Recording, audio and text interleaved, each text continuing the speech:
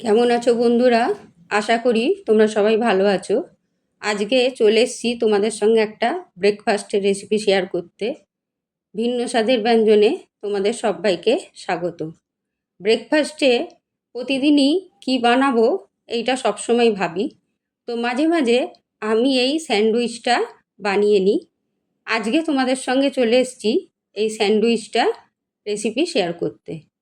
আমি আজকে বানাবো এগ চিকেন স্যান্ডউইচ। ব্রেকফাস্টে এটা কিন্তু বেশ ভালো লাগে খেতে। অনেক সময় ডিনারও এটা দিয়ে করা হয়ে যায়।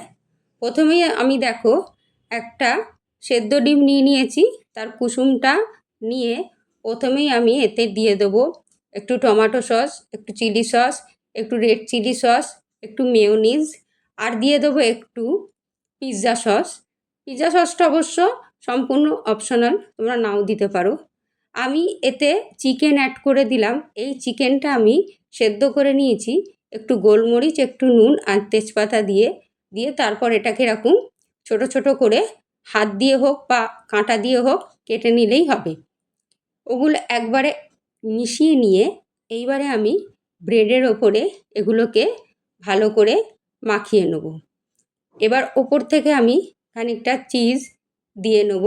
তবে চিজটা পরিমাণটা তোমরা কম বেশি দিতে পারো, অসুবিধা নেই।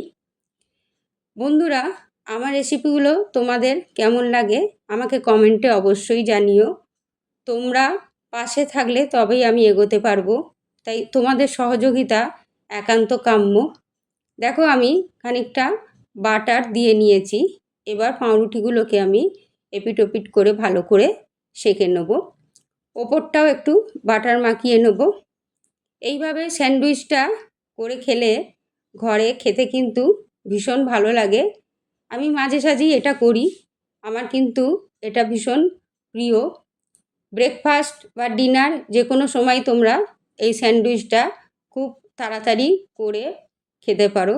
তাহলে বন্ধুরা, রেসিপিটা ভালো লাগলে অবশ্যই লাইক শেয়ার করো আর চ্যানেলটাকে সাবস্ক্রাইব করো। ধন্যবাদ।